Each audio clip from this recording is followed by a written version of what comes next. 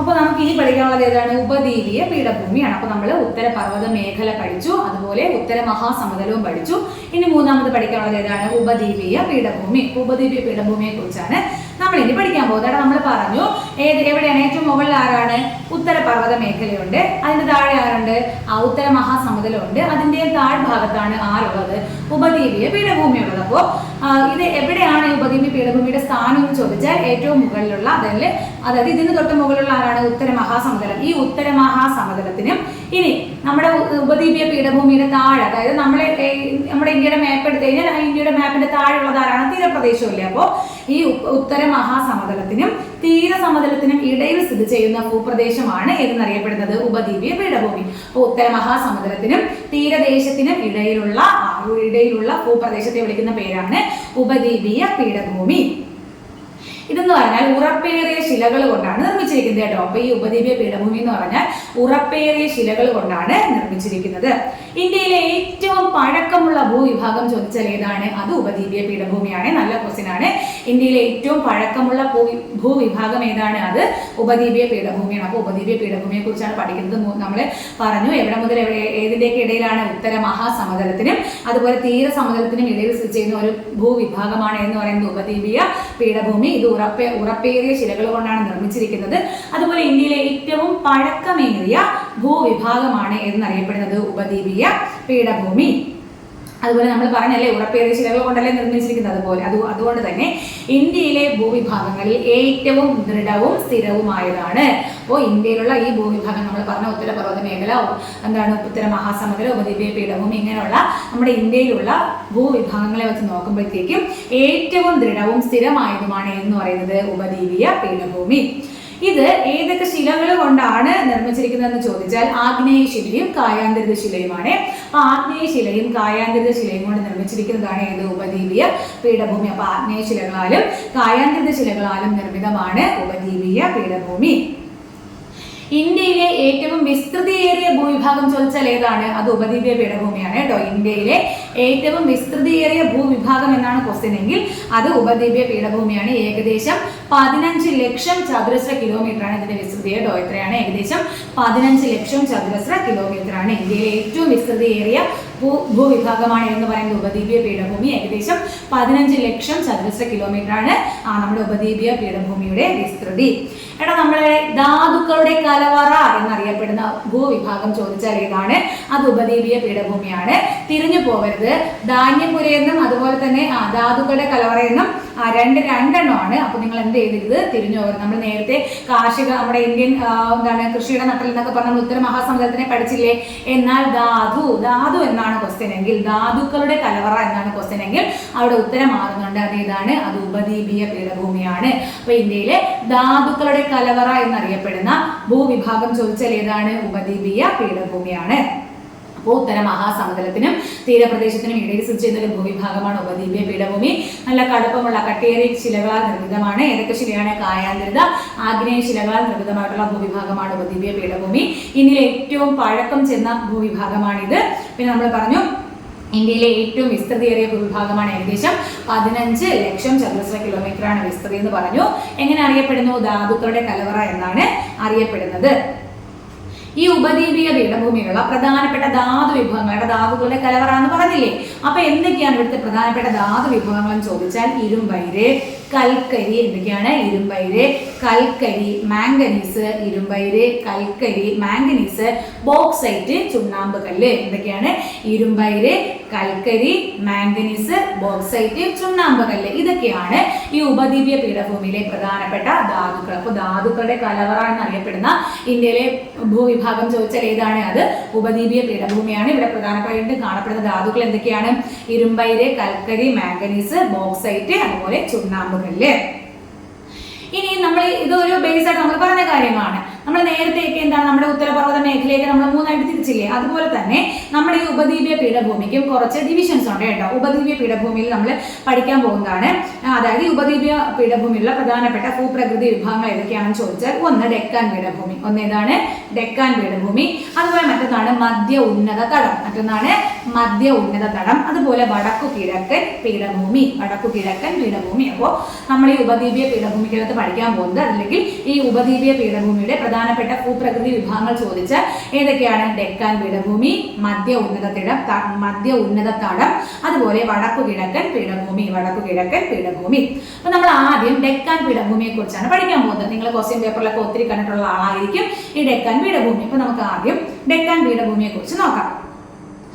ഉപദ്വീപീയ പീഠഭൂമിയുടെ, നമ്മൾ പഠിച്ചുകൊണ്ടിരിക്കുന്ന ഉപദ്വീപീയ പീഠഭൂമിയുടെ തെക്ക് ഭാഗത്ത് സ്ഥിതി ചെയ്യുന്ന പീഠഭൂമിയാണ് ഏത്? ഡെക്കാൻ പീഠഭൂമി. അപ്പോൾ ഉപദ്വീപീയ പീഠഭൂമിയുടെ തെക്ക് ഭാഗത്ത് സ്ഥിതി ചെയ്യുന്നത് ആളാണ് ആര്? ഡെക്കാൻ പീഠഭൂമി. ഉപദ്വീപീയ പീഠഭൂമിയുടെ തെക്ക് ഭാഗത്താണ് ആര്? ഡെക്കാൻ പീഠഭൂമി. പശ്ചിമഘട്ടം, പൂർവ്വഘട്ടം, നമുക്കറിയാം പശ്ചിമഘട്ടം, പൂർവ്വഘട്ടം എന്നീ മലനിരകൾക്കിടയിലായി സ്ഥിതി ചെയ്യുന്ന പീഠഭൂമിയാണ് ഡെക്കാൻ പീഠഭൂമി. ഉപദ്വീപീയ ഇന്ത്യയുടെ തെക്ക് ഭാഗത്ത് സ്ഥിതി ചെയ്യുന്നു പശ്ചിമഘട്ടം, പൂർവ്വഘട്ടം ഈ രണ്ട് മലനിരകൾക്ക് ഇടയിലായി സ്ഥിതി ചെയ്യുന്ന പീഠഭൂമിയാണ് ഡെക്കാൻ പീഠഭൂമി. ഡെക്കാൻ പീഠഭൂമിയുടെ മറ്റൊരു പ്രധാനപ്പെട്ട ക്വസ്റ്റ്യൻ എന്താണ്? ഇന്ത്യയിലെ ഏറ്റവും വലിയ പീഠഭൂമിയാണ് ഡെക്കാൻ പീഠഭൂമി. ഇന്ത്യയിലെ ഏറ്റവും വലിയ പീഠഭൂമിയാണ് ഡെക്കാൻ പീഠഭൂമി. അപ്പൊ നമ്മളിപ്പോൾ ഡെക്കാൻ പീഠഭൂമിയെ കുറിച്ചാണ് പറയുന്നത്. ഉപദ്വീപീയ പീഠഭൂമിയുടെ ഭൂമിയിലുള്ള ഒരു ഭൂവിഭാഗമാണ് ഡെക്കാൻ പീഠഭൂമി. അതിനെക്കുറിച്ച് പറയുമ്പോൾ നമ്മുടെ ഉപദ്വീപീയ പീഠഭൂമിയുടെ തെക്ക് ഭാഗത്തെ സ്ഥിതി ചെയ്യുന്നു, അതുപോലെ പശ്ചിമഘട്ടത്തിനും പൂർവ്വഘട്ടത്തിനും ഇടയിലായി സ്ഥിതി ചെയ്യുന്നു. ഇന്ത്യയിലെ ഏറ്റവും വലിയ പീഠഭൂമിയാണ് ഡെക്കാൻ പീഠഭൂമി. ഈ ഡെക്കാൻ പീഠഭൂമിയുടെ മറ്റൊരു പ്രത്യേകത എന്ന് പറഞ്ഞാൽ ഇത് ത്രികോണാകൃതിയിലാണ്. എങ്ങനെയാണ്? ത്രികോണാകൃതിയിലെ നർമ്മദാ നദിയുടെ തെക്ക് ഭാഗത്തായിട്ടാണ് സ്ഥിതി ചെയ്യുന്നത്. എങ്ങനെയാണ്? ഒരു ത്രികോണത്തിന്റെ ആകൃതിയിലെ നർമ്മദാ നദിയുടെ തെക്ക് ഭാഗത്ത്. നമുക്കറിയാം നമ്മുടെ നദികളിലെ രണ്ട് നദിയാണ് എങ്ങോട്ടേക്ക് ഒഴുകുന്നത്? പടിഞ്ഞാറോട്ട് ഒഴുകുന്നത്. ഏതൊക്കെയാണ്? നർമ്മദയും താപ്തി. ബാക്കി നമ്മൾ പറയുന്ന എല്ലാ ഉപദ്വീപീയ നദികളും എങ്ങോട്ടാണ് ഒഴുകുന്നത്? കിഴക്കോട്ടാണ് ഒഴുകുന്നത്. അപ്പോൾ അതിലെ നർമ്മദ നദിയും താപ്തി നദിയാണ് എങ്ങോട്ട് ഒഴുകുന്നത്? പടിഞ്ഞാറേക്ക് ഒഴുകുന്നത്. അപ്പോൾ ഈ ത്രികോണ ആകൃതിയിലെ നർമ്മദാ നദിയുടെ തെക്ക് ഭാഗത്തായാണ് ഈ ഡെക്കാൻ പീഠഭൂമി സ്ഥിതി ചെയ്യുന്നത്. ഇനി ഡെക്കാൻ പീഠഭൂമിയുടെ കിഴക്ക് ഭാഗം. അപ്പൊ ഡെക്കാൻ പീഠഭൂമിയുടെ കിഴക്ക് ഭാഗം അറിയപ്പെടുന്നതാണ് പൂർവ്വഘട്ടം. നമുക്കറിയാം പശ്ചിമഘട്ടത്തിനും പൂർവ്വഘട്ടത്തിനും ഇടയിലാണെന്ന് പറഞ്ഞു. ഡെക്കാൻ പീഠഭൂമിയുടെ കിഴക്ക് ആരായിരിക്കും? അത് പൂർവ്വഘട്ടം. ഇനി ഡെക്കാൻ പീഠഭൂമിയിലുള്ള പ്രധാനപ്പെട്ട ആഗ്നേയശില ചോദിക്കാം, അത് ബസാൾട്ട് ആണ്. അപ്പോൾ ഈ ഡെക്കാൻ പീഠഭൂമിയിലെ പ്രധാനപ്പെട്ട ആഗ്നേയശില ചോദിച്ചാൽ ഏതാണ്? ബസാൾട്ട് ആണ്. നമ്മൾ പറഞ്ഞു ആഗ്നേയ കായാന്തരിത ശിലകളാലാണ് ഈ ഉപദ്വീപീയ പീഠഭൂമി നിർമ്മിച്ചിരിക്കുന്നതെന്ന് പറഞ്ഞു. അപ്പൊ ഈ അതിനുള്ള ഉപദ്വീപീയ പീഠഭൂമിയുടെ തന്നെ ഒരു ഭൂവിഭാഗമാണ് ഡെക്കാൻ പീഠഭൂമി. ഈ ഡെക്കാൻ പീഠഭൂമിയിലെ പ്രധാനപ്പെട്ട ആഗ്നേയശില ചോദിച്ചാൽ അത് ഏതാണ്? അത് ബസാൾട്ട് ആണ്. ഉപദ്വീപീയ പീഠഭൂമി അല്ലെങ്കിൽ ഡെക്കാൻ പീഠഭൂമിയിലെ പ്രധാനപ്പെട്ട ശില ഏതാണ്? അത് ബസാൾട്ട് ശിലയാണ്. ഡെക്കാന്റെ രാജ്ഞി എന്നറിയപ്പെടുന്ന ഒരു പട്ടണമുണ്ട്. ഏതാണെന്ന് അറിയാമോ? അത് പൂനെയാണ് കേട്ടോ. പൂനെ എവിടെയാണ്? മഹാരാഷ്ട്രയിലാണ്. അപ്പൊ മഹാരാഷ്ട്രയിലെ പൂനെയാണ് ഡെക്കാന്റെ രാജ്ഞി എന്ന് അറിയപ്പെടുന്ന പട്ടണം. അപ്പൊ ഡെക്കാന്റെ രാജ്ഞി എന്നറിയപ്പെടുന്ന പട്ടണമാണ് ഏത്? പൂനെ പട്ടണം. അതെവിടെയാണ്? അത് നമ്മുടെ മഹാരാഷ്ട്രയിലാണ്. അപ്പൊ നമ്മളിപ്പോ പറഞ്ഞുകൊണ്ടിരിക്കുന്നത് ഡെക്കാനെ കുറിച്ചാണ്. ലോകത്തിലെ ഏറ്റവും വലിയ ലാവാ പീഠഭൂമിയാണ് ഏത്? ഡെക്കാൻ പീഠഭൂമി. ഇന്ത്യയിലെ തന്നെ ഏറ്റവും വലിയ പീഠഭൂമിയാണ് ഡെക്കാൻ പീഠഭൂമി. ലോകത്തിലെ ഏറ്റവും വലിയ ലാവാ പീഠഭൂമിയാണ് എന്ന് പറയുന്നത് ഡെക്കാൻ പീഠഭൂമി. ലോകത്തിലെ ഏറ്റവും വലിയ ലാവാ പീഠഭൂമിയാണ് ഡെക്കാൻ പീഠഭൂമി. നോക്കിക്കോ, കാപ്പിത്തോട്ടങ്ങൾക്ക് പ്രസിദ്ധമായ ബാബ ബുദാൻ കുന്നുകൾ സ്ഥിതി ചെയ്യുന്നത് കർണാടക പീഠഭൂമിയിലാണ്. അതായത് ഏത് പീഠഭൂമിയുടെ ഭാഗമായിട്ടാണ് സ്ഥിതി ചെയ്യുന്നതെന്ന് ചോദിച്ചാൽ അത് കർണാടക പീഠഭൂമിയുടെ ഭാഗമായാണ് സ്ഥിതി ചെയ്യുന്നത്. എന്താണ്? കാപ്പിത്തോട്ടങ്ങൾക്ക് പ്രസിദ്ധമാണ് ഏത്? ബാബ ബുദാൻ കുന്നുകൾ. അപ്പൊ കാപ്പിത്തോട്ടങ്ങൾക്ക് പ്രസിദ്ധമായ കുന്നുകൾ ഏതാണ്? അത് ബാബ ബുദാൻ കുന്നുകളാണ്. ഇത് ഏത് പീഠഭൂമിയുടെ ഭാഗമാണെന്ന് ചോദിച്ചാൽ അത് കർണാടക പീഠഭൂമിയുടെ ഭാഗമാണ്. ഇനി നമ്മൾ ഈ ഡെക്കാൻ പീഠഭൂമിയിൽ കാണപ്പെടുന്ന പ്രധാനപ്പെട്ട മണ്ണ് എപ്പോഴും ചോദിക്കാറുള്ള ക്വസ്റ്റ്യൻ ആണ്. LGS-നൊക്കെ വളരെ ഇമ്പോർട്ടൻ്റ് ആണ്. നമ്മുടെ പ്രിലിംസിനൊക്കെ എപ്പോഴും ചോദിക്കാറുണ്ട്. ഡെക്കാൻ പീഠഭൂമിയിലെ പ്രധാനപ്പെട്ട മണ്ണിനമാണ് ഏത്? കറുത്ത മണ്ണ്. അപ്പൊ ഡെക്കാൻ പീഠഭൂമിയിലെ പ്രധാനപ്പെട്ട മണ്ണിനമാണ് കറുത്ത മണ്ണ്. ലാവാശിലകൾക്ക് അപക്ഷയം സംഭവിച്ച് രൂപം കൊള്ളുന്ന മണ്ണാണ് എന്ന് പറയുന്നത് ഈ കറുത്ത മണ്ണ് കേട്ടോ. ലാവാ ശിലകൾക്ക് എന്താണ്? അപക്ഷയം സംഭവിച്ച് രൂപപ്പെടുന്ന മണ്ണാണ് കറുത്ത മണ്ണ്. അതുപോലെ കറുത്ത മണ്ണിന്റെ മറ്റൊരു ക്വസ്റ്റ്യൻ ആണ്, പരുത്തി കൃഷിക്ക് ഏറ്റവും അനുയോജ്യമായ മണ്ണാണ് എന്ന് പറയുന്നത് കറുത്ത മണ്ണ്. പരുത്തി കൃഷിക്ക് ഏറ്റവും അനുയോജ്യമായ മണ്ണാണ് കറുത്ത മണ്ണ്. അപ്പോൾ നമുക്ക് ഈ പറഞ്ഞ കാര്യങ്ങൾ ഒരിക്കലും കൂടി പറയാം. നമ്മുടെ ഡെക്കാൻ, അതായത് നമ്മൾ ഉപദ്വീപീയ പീഠഭൂമിയെ കുറിച്ചാണ് പഠിക്കുന്നത്. ഈ ഉപദ്വീപീയ പീഠഭൂമിയിലെ പ്രധാനപ്പെട്ട ഭൂപ്രകൃതി വിഭാഗങ്ങളാണ് ഡെക്കാൻ പീഠഭൂമി, മധ്യ ഉന്നത തടം, അതുപോലെ വടക്കു കിഴക്കൻ പീഠഭൂമി. അതിൽ നമ്മൾ ആദ്യം ഡെക്കാൻ പീഠഭൂമിയെ കുറിച്ചാണ് പഠിച്ചത്. ഡെക്കാൻ പീഠഭൂമി എന്ന് പറയുമ്പോഴത്തേക്കും ഉപദ്വീപീയ പീഠഭൂമിയുടെ എവിടെ തെക്ക് ഭാഗത്താണ് സ്ഥിതി ചെയ്യുന്നത്. പിന്നെ പശ്ചിമഘട്ടത്തിനും പൂർവ്വഘട്ടത്തിനും ഇടയിലായി സ്ഥിതി ചെയ്യുന്നു. അതുപോലെ തന്നെ ഇന്ത്യയിലെ ഏറ്റവും വലിയ പീഠഭൂമിയാണ് ഡെക്കാൻ പീഠഭൂമി. ഇത് എന്ത് ആകൃതിയിലാണ്? ത്രികോണാകൃതിയിൽ നർമ്മദാ നദിക്ക് തെക്കായാണ് സ്ഥിതി ചെയ്യുന്നതെന്ന് പറഞ്ഞു. പിന്നെ ഈ ഡെക്കാൻ പീഠഭൂമിയുടെ കിഴക്ക് ഭാഗത്താണ് ആരുള്ളത്? പൂർവ്വഘട്ടം സ്ഥിതി ചെയ്യുന്നത്. ഡെക്കാൻ പീഠഭൂമിയിലെ പ്രധാനപ്പെട്ട ആഗ്നേയ ശിലയാണ് ഏത്? ബസാൾട്ട്. ഡെക്കാന്റെ രാജ്ഞി എന്നറിയപ്പെടുന്ന പട്ടണമാണ് പൂനെ. അതെവിടെയാണ്? മഹാരാഷ്ട്രയിലാണ്. ലോകത്തിലെ തന്നെ ഏറ്റവും വലിയ ലാവ പീഠഭൂമിയാണ് ഏത്? ഡെക്കാൻ പീഠഭൂമി. പിന്നെ നമ്മൾ കാപ്പിത്തോട്ടങ്ങൾക്ക് പ്രസിദ്ധമായ ഒരു കുന്നുകളുടെ പേര് പഠിച്ചതാണ് ബാബ ബുദൻ. ഇത് ഏത് പീഠഭൂമിയുടെ ഭാഗമാണ്? അത് കർണാടക പീഠഭൂമിയുടെ ഭാഗമാണ്. പിന്നെ ഡെക്കാൻ പീഠഭൂമിയിലെ പ്രധാനപ്പെട്ട മണ്ണാണ് ഇത് കറുത്ത മണ്ണാണ്. പിന്നെ നമ്മൾ പറഞ്ഞു എന്താണ് ഈ കറുത്ത മണ്ണ് എങ്ങനെ രൂപപ്പെടുന്നു? ലാവാശിലകൾക്ക് അപക്ഷയം സംഭവിച്ചാണ് കറുത്ത മണ്ണ് രൂപപ്പെടുന്നത്. അതുപോലെ കറുത്ത മണ്ണിന്റെ മറ്റൊരു പ്രധാനപ്പെട്ട ക്വസ്റ്റ്യൻ ആണ് എന്താണ്? പരുത്തി കൃഷിക്ക് ഏറ്റവും അനുയോജ്യമായ മണ്ണാണ് കറുത്ത മണ്ണ്. ഈ ഡെക്കാൻ പീഠഭൂമിക്ക് വടക്ക് പടിഞ്ഞാറ്, ഡെക്കാൻ പീഠഭൂമിയുടെ വടക്ക് പടിഞ്ഞാറ് ഭാഗത്ത് ലാവ തണുത്തുറഞ്ഞുണ്ടായ ഒരു മേഖലയാണ് ഡെക്കാൻ ട്രാപ്പ് മേഖല. അപ്പോൾ ഡെക്കാൻ ട്രാപ്പ് മേഖല എവിടെയാണ്? അത് ഡെക്കാൻ പീഠഭൂമിയുടെ വടക്ക് പടിഞ്ഞാറ് ഭാഗത്ത്, ഡെക്കാൻ പീഠഭൂമിയുടെ വടക്ക് പടിഞ്ഞാറ് ഭാഗത്ത് ലാവ തണുത്തുറഞ്ഞുണ്ടായ മേഖലയാണ് ഡെക്കാൻ ട്രാപ്പ് മേഖല. അത് എവിടെയാണ്? ഈ ഡെക്കാൻ പീഠഭൂമിയുടെ വടക്ക് പടിഞ്ഞാറ് ഭാഗത്താണ്. ഈ ഡെക്കാൻ പീഠഭൂമിയുടെ വടക്ക് പടിഞ്ഞാറ് ഭാഗത്ത് എന്ത് തണുത്തുറഞ്ഞ്? ലാവ തണുത്തുറഞ്ഞുണ്ടായ മേഖലയാണ് ഡെക്കാൻ ട്രാപ്പ് മേഖല. അപ്പൊ നമ്മൾ ഒന്നാമത്തെ ഭൂവിഭാഗമായ ഡെക്കാൻ പീഠഭൂമിയെ കുറിച്ച് പഠിച്ചു. അടുത്ത് നമുക്ക് പഠിക്കാനുള്ളത് മധ്യ ഉന്നത തടത്തിനെ കുറിച്ചാണ് ഇനി പഠിക്കാനുള്ളത്. ഏതാണ്? മധ്യ ഉന്നത തടം. അപ്പൊ ഈ മധ്യ ഉന്നത, നമ്മൾ നേരത്തെ നർമ്മദ നദിയുടെ തെക്കാണ് ആരെന്ന് പറഞ്ഞു? നമ്മുടെ ഡെക്കാൻ പീഠഭൂമി എന്ന് പറഞ്ഞു. എന്നാൽ നർമ്മദ നദിയുടെ വടക്ക് ഭാഗത്തായിട്ട് സ്ഥിതി ചെയ്യുന്ന ഉപദ്വീപീയ പീഠഭൂമിയുടെ ഭൂവിഭാഗമാണ് എന്ന് പറയുന്നത് മധ്യ ഉന്നത തടം. അപ്പൊ നമ്മുടെ നർമ്മദ നദി പടിഞ്ഞാറോട്ട് ഒഴുകുന്ന നദിയാണ്. ഈ നർമ്മദ നദിയുടെ തെക്ക് ഭാഗത്ത് ആരുണ്ട്? ഡെക്കാൻ പീഠഭൂമിയും.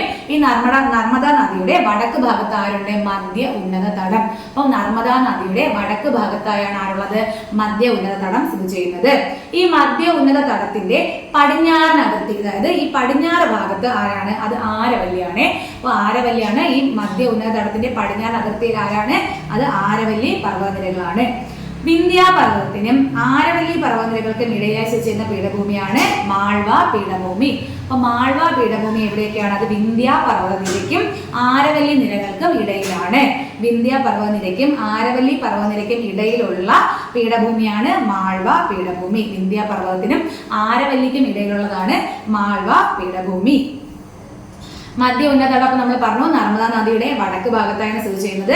ഈ എന്താണ് മധ്യ ഉന്നത തടത്തിന്റെ പടിഞ്ഞാറൻ അതിർത്തി ആരാണ്? ആരവല്ലിയാണ്. പിന്നെ ഈ ആരവല്ലിക്കും അതുപോലെ തന്നെ വിന്ധ്യ പർവ്വതനിരയ്ക്കും ഇടയിലാണ് മാൾവ പീഠഭൂമി എന്ന് പറഞ്ഞു. എടാ നമ്മൾ ഇവിടെ ഒരാളെയും കൂടി പഠിക്കണം. ഛോട്ടാ നാഗ്പൂർ പീഠഭൂമിയെ കുറിച്ചും കൂടി നമ്മൾ ഇവിടെ പഠിക്കാറുണ്ട്. ഛോട്ടാ നാഗ്പൂർ പീഠഭൂമി. അപ്പോൾ ഛോട്ടാ നാഗ്പൂർ പീഠഭൂമിയുടെ പ്രത്യേകത എന്താണ്? ഇന്ത്യയുടെ ധാതു നിക്ഷേപ കലവറ, ധാതുക്കളുടെ കലവറ എന്നറിയപ്പെടുന്നതാണ് ഉപദ്വീപീയ പീഠഭൂമി. അപ്പോൾ ഇന്ത്യയുടെ ധാതു നിക്ഷേപ കലവറ എന്നറിയപ്പെടുന്ന പീഠഭൂമിയാണ് ഛോട്ടാ നാഗ്പൂർ പീഠഭൂമി. എന്താണ്? ഇന്ത്യയുടെ ധാതു നിക്ഷേപ കലവറ, ഇന്ത്യയുടെ ധാതു നിക്ഷേപ കലവറ എന്നറിയപ്പെടുന്ന പീഠഭൂമിയാണ് ഛോട്ടാ നാഗ്പൂർ പീഠഭൂമി. ഈ ഛോട്ടാ നാഗ്പൂർ പീഠഭൂമിയുടെ ഭാഗമായ ഏറ്റവും വലിയ ഉപപീഠഭൂമിയാണ് റാഞ്ചി. കേട്ടിട്ടുണ്ടല്ലോ റാഞ്ചി. അപ്പൊ ഈ ഛോട്ടാ നാഗ്പൂർ പീഠഭൂമിയുടെ ഭാഗമായ ഏറ്റവും വലിയ ഉപപീഠഭൂമിയാണ് എന്ന് പറയുന്നത് റാഞ്ചി. അപ്പൊ ഛോട്ടാ നാഗ്പൂർ പീഠഭൂമിയുടെ പ്രത്യേകത എന്താണ്? ഇന്ത്യയുടെ ധാതു നിക്ഷേപ കലവറ എന്നറിയപ്പെടുന്ന പീഠഭൂമിയാണ് ഛോട്ടാ നാഗ്പൂർ പീഠഭൂമി. ഈ ഛോട്ടാ നാഗ്പൂർ പീഠഭൂമിയുടെ ഭാഗമായിട്ടുള്ള ഏറ്റവും വലിയ എന്താണ് ഉപപീഠഭൂമിയാണ് ഏത്? റാഞ്ചി. ഏറ്റവും വലിയ ഉപപീഠഭൂമിയാണ് റാഞ്ചി. അപ്പോൾ നമ്മളിപ്പോൾ പഠിച്ചുകൊണ്ടിരിക്കുന്നത് ഉപദ്വീപീയ പീഠഭൂമിയെ കുറിച്ചാണ്. അതിലുള്ള ഭൂവിഭാഗങ്ങൾ നമ്മൾ പറഞ്ഞു. ഒന്നേതാണ് ഡെക്കാൻ പീഠഭൂമി പഠിച്ചു. മധ്യ ഉന്നത തടത്തിനെ കുറിച്ച് നമ്മൾ പരിചയപ്പെട്ടു. അടുത്തേതാണ് നമ്മൾ പറഞ്ഞത്? വടക്ക് കിഴക്കൻ പീഠഭൂമിയാണ്. നമ്മൾ പറഞ്ഞത് ഏതാണ്? വടക്ക് കിഴക്കൻ പീഠഭൂമിയാണ്. അപ്പൊ നോക്കിയോ, ഈ ഉപദ്വീപീയ പീഠഭൂമിയുടെ കിഴക്ക് ഭാഗത്തായാണ്, ഉപദ്വീപീയ പീഠഭൂമിയുടെ കിഴക്ക് ഭാഗത്തായാണ് വടക്ക് കിഴക്കൻ പീഠഭൂമി വ്യാപിച്ചു കിടക്കുന്നത്. ഉപദ്വീപീയ പീഠഭൂമിയുടെ കിഴക്ക് ഭാഗത്തായാണ് വടക്ക് കിഴക്കൻ പീഠഭൂമി വ്യാപിച്ചു കിടക്കുന്നത്. അപ്പൊ വടക്ക് കിഴക്കൻ പീഠഭൂമി എവിടെ? ഉപദ്വീപീയ പീഠഭൂമിയിൽ എവിടെയാണെന്ന് ചോദിച്ചാൽ എവിടെയാണ്? അത് കിഴക്ക് ഭാഗത്താണ്.